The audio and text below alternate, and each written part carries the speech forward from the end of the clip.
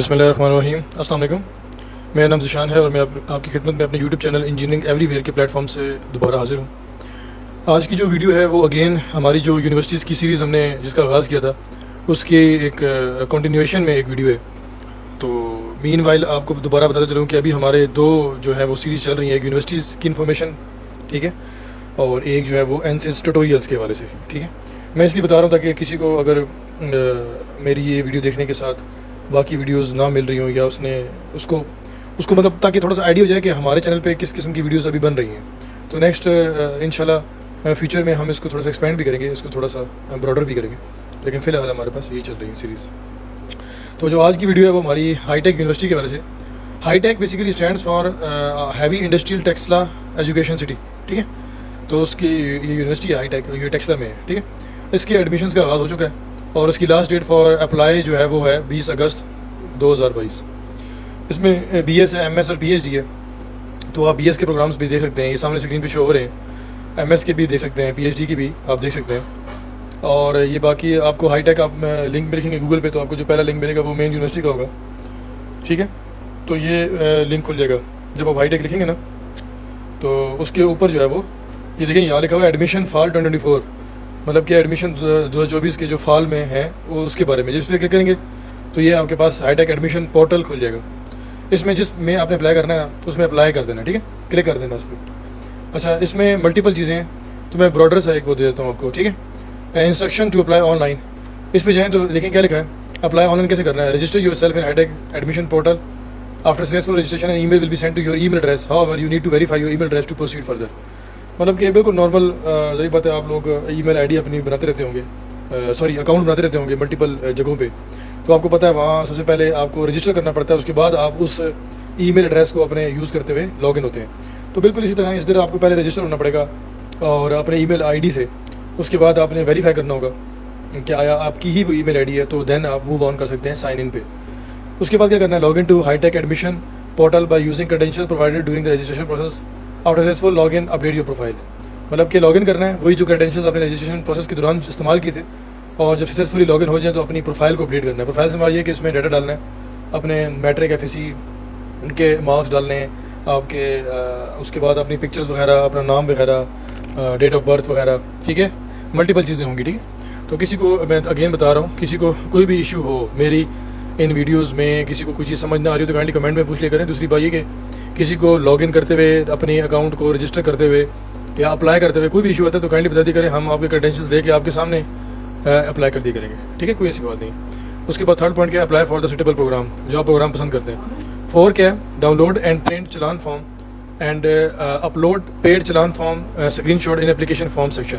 मतलब कि आपके पास एक चलान फॉर्म आएगा, उसको डाउनलोड करना है, प्रिंट करना है और उस चलान फॉर्म को अपलोड कर देना है, उसका स्क्रीनशॉट, ठीक है। मतलब कि आपने बैंक में गए, आपने चलान जमा कराया और उस चलान फॉर्म की एक स्क्रीनशॉट लेनी है और एप्लीकेशन फॉर्म्स सेक्शन जो होगा ना, जो ऑनलाइन ही होगा, उसमें आपने अपलोड कर देना है, तो उनको वेरिफिकेशन हो जाएगी कि आपने अप्लाई कर दिया। उसके बाद क्या है, no need to submit hard copy of application form. कोई ज़रूरत नहीं है कि आप ना ऑनलाइन अप्लाई वो क्या कहते हैं डॉक्यूमेंट्स को जो है वो भेजें हार्ड कॉपी, ठीक है। और सब कुछ आपने ऑनलाइन करना है और कुछ भी अगर भेजने की जरूरत पड़ेगी तो उसके लिए आपको बाकायदा ये ईमेल आएगी कि आपने ये चीज़ें आप भेजनी है और उसमें बाकायदा इंस्ट्रक्शंस भी होंगी, ठीक है। तो ये हमारे पास 5 पॉइंट्स हमारे क्लियर हो गए इंस्ट्रक्शंस के वाले से। अब चलते हैं एलिजिबिलिटी क्राइटेरिया की तरफ। एलिजिबिलिटी क्राइटेरिया बेसिकली मैंने डाउनलोड कर लिया है PDF में, और उसके बाद रिजर्व सीट्स भी मैंने डाउनलोड कर ली है। तो और ये दोनों मैं आपको दिखा देता हूँ अभी। बेसिकली देखें, एलिजिबिलिटी क्राइटेरिया जो है ना, वो जितने भी प्रोग्राम्स आपको शो हो रहे थे ना, अंडर ग्रेजुएट के, MS के, PhD के, उसके सामने बेसिकली ना एलिजिबिलिटी क्राइटेरिया मेंशन है कि हर एक में आपके क्या सब्जेक्ट्स होने चाहिए, तब जाके आप उस प्रोग्राम के लिए एलिजिबल होते हैं, और हर एक में कितने मार्क्स होने चाहिए तब जाके आप उस प्रोग्राम के लिए एलिजिबल होंगे, ठीक है। तो ये आप काइंडली देख लीजिएगा, फिर भी कोई इशू हो तो काइंडली आपने बताना है, ठीक है। उसके बाद रिजर्व सीट्स बेसिकली वो होती हैं जो कि स्पेसिफिक लोगों के लिए रिजर्व होती हैं। उसमें आम लोग अप्लाई नहीं कर सकते, मतलब जो उस एलिजिबिलिटी कंडीशन को फुलफिल नहीं करते वो लोग उसमें अप्लाई नहीं कर सकते। तो रिजर्व सीट्स में अगर आप एलिजिबल हैं, ये आपके सामने जो शो हो रही है कैटेगरी भी और उसमें एलिजिबिलिटी क्राइटेरिया भी, तो काइंडली आप रिजर्व सीट्स में अप्लाई करें, क्योंकि उसमें क्या होगा कि चांसेस जो होंगे ना टू सिक्योर एडमिशन वो बहुत बढ़ जाते हैं। तो आपने कोशिश करनी है कि अगर आप इसमें होते हैं तो। लेकिन एक और मैं आपको एक चीज़ बताना चाहूँगा इसमें, देखें ऐसा होता है कि रिजर्व सीट्स होती बहुत कम है। मिसाल के तौर पे एक सब्जेक्ट है मैकेनिकल इंजीनियरिंग, उसमें 80 के करीब सीट्स हैं, तो मिसाल के तौर पे उसमें 4 से 5 होंगी रिजर्व सीट्स, ठीक है। तो इट्स क्वाइट द पॉसिबिलिटी कि उस रिजर्व सीट पे बहुत ज़्यादा लोग अप्लाई करते हैं, तो आपका होता हो ना। तो अगर आपने यूनिवर्सिटी में एडमिशन लेना है, उस प्रोग्राम में एडमिशन लेना है लाजमी, तो आपने क्या करना है कि आपने ओपन मेरिट के तौर पे भी अप्लाई कर देना है और उस रिजर्व सीट के तौर पे भी अप्लाई कर देना है। इसकी वजह क्या है कि अगर आप रिजर्व सीट पे हो गए तो तब भी अच्छा है, अगर अल्लाह ना करे आप नहीं हो सके, क्योंकि due to merit, due to आपसे ऊपर ज़्यादा लोग आ जाएँ मेरिट पे, तो क्या होगा कि मे बी आप ओपन मेरिट की बेस पर हो जाएं, क्योंकि ओपन मेरिट में सीटें भी ज़्यादा होती हैं, ठीक है। तो ये इस चीज़ का आपने बड़ा ख्याल रखना है। उसके बाद क्या था, एकेडमिक रेगुलेशंस। एकेडमिक रेगुलेशंस मैं आपको दिखा देता हूँ। एकेडमिक रेगुलेशंस में ना ये आपने स्टडी कर रहे हैं डिटेल में ना, मैं तो अभी आपको सरसरी से बता देता हूँ। इसमें बेसिकली डिटेल में बताया गया कि एकेडमिक कैलेंडर हाईटेक का कब से कब तक होता है, कॉन्टैक्ट हार्स क्या होते हैं, क्रेडिट कोर्स क्या होता है, क्रेडिट आर क्या होता है, ग्रेडिंग सिस्टम क्या है। हर यूनिवर्सिटी का ग्रेडिंग सिस्टम डिफरेंट होता है, इसलिए काइंडली देख लीजिएगा। एक होता है एब्सोल्यूट और एक होता है रिलेटिव। एब्सोल्यूट से ये होती है कि जो आपने मार्क्स सिक्योर किए हैं उसकी बेस पर आपको जीपीए मिल जाएगा या आपको परसेंटेज मिल जाएगी। लेकिन अगर आप रिलेटिव सिस्टम होता है ना, उसमें क्या होता है कि जो सबसे टॉपर होता है ना आपका, उसकी बेस पर जो है ना आपकी मार्किंग होती है, ठीक है।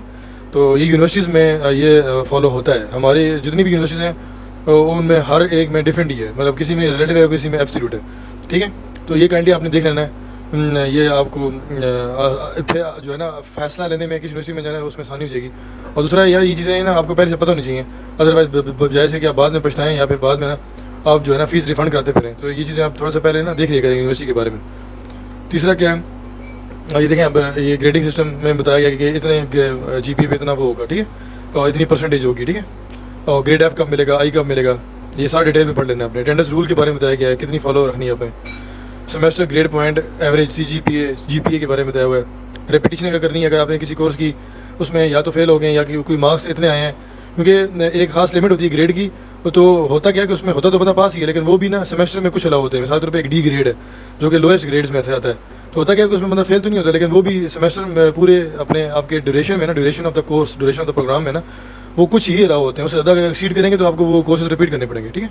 सेमेस्टर फ्रीज क्या होता है, मिसाल के तौर पर कोई भी यार ज़िंदगी के साथ मसले तो लगे हुए हैं ना, तो अल्लाह पाक सबके लिए आसानी करे। तो सेमेस्टर फ्रीज का एक ऑप्शन होता है जिसमें मिसाल के तौर पर किसी की बहुत क्लोज रिलेटिव की डेथ होगी है, जो जिसकी वजह से वो फिर कंटिन्यू नहीं कर पा रहा कुछ अर्से के लिए, तो तब भी ऑप्शन अवेल किया जाता है। या फिर कोई किसी का एक्सीडेंट हो गया है, वो अवेल नहीं कर सकता, दोबारा एजुकेशन को कंटिन्यू कर सकता मेडिकल ग्राउंड्स में, तो उसके लिए भी है। बीमार हो गया कोई बहुत शदीद, उसके लिए भी है। मतलब ये मल्टीपल इसमें एक्सट्रीम सिनेरियोज में ये ऑप्शन अवेल किया जाता है। तो ये एक चीज़ है। तो फाइनल ग्रेड के बारे में बताया गया कि फाइनल ग्रेड किस बेस पे होगा, रिकैलकुलेशन, चेंज ऑफ ग्रेड, ठीक है, या आपने डिटेल से पढ़ लेना है। मैं इसलिए ये चीज़ इतनी डिटेल से नहीं बता रहा क्योंकि ये मोस्ट ऑफ द पीपल्स के लिए ये तरह वो नहीं होगा कंसर्निंग।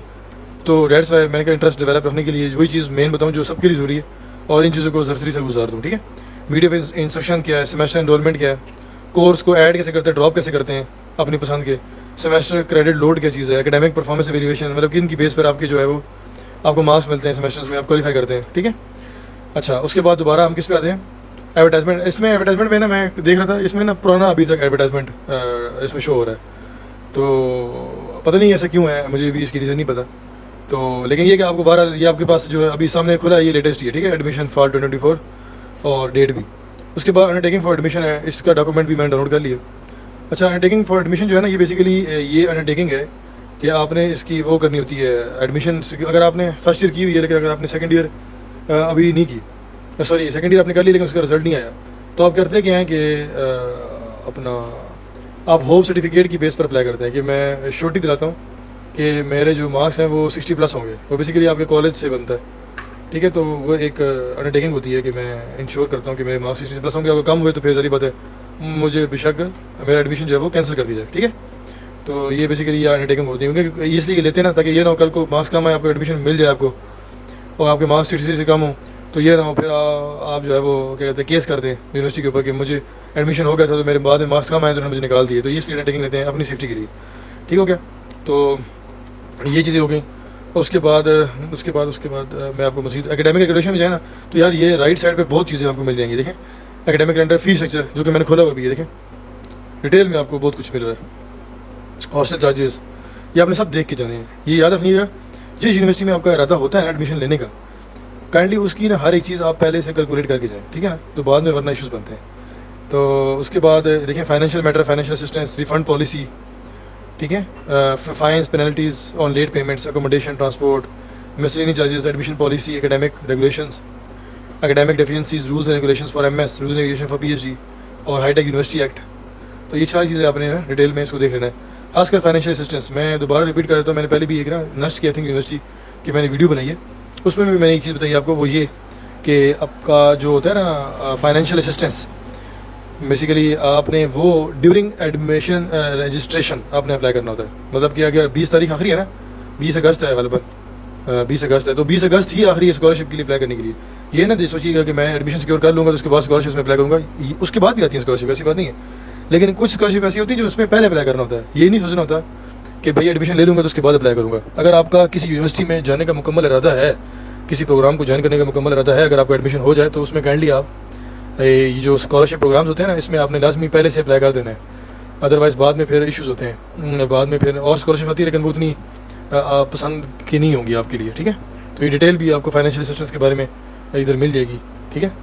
और तो कोई भी और इन्फो आपको चाहिए हो तो आपने लाजमी कमेंट करना है ताकि हम आपको हेल्प आउट कर सकें किसी भी हवाले से। तो बहुत बहुत शुक्रिया, अपना ख्याल रखिएगा, मिलते हैं नेक्स्ट वीडियो में। अल्लाह हाफिज़।